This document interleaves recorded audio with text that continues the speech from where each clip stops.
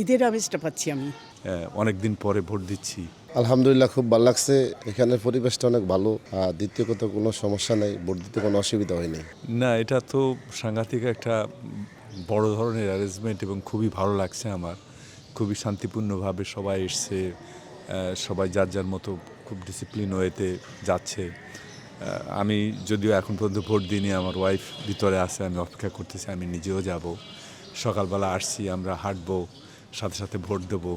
এটা আসলেই একটা উৎসব মুখর পরিবেশ, সাংঘাতিক ভালো লাগছে সব কিছু মিলিয়ে। ঈদের আমেজটা পাচ্ছি আমি।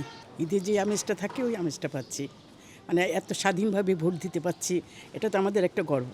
এটা যারা পরিচালনা করছে তাদেরকে ধন্যবাদ দেওয়া উচিত, কারণ এর আগে তো এরকম সিলে কোনো, এই 17 বছর কোনো এরকম সিলে ভোট হয়নি।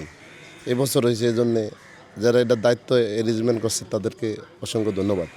অনেক দিন পরে ভোট দিচ্ছি, এটাও একটা অনেক ধরনের বড় ধরনের অনুভূতি। সব কিছুই খুব ভালো ব্যবস্থা। আমি সাংঘাতিকভাবে আনন্দিত ভোট দেওয়ার জন্যে।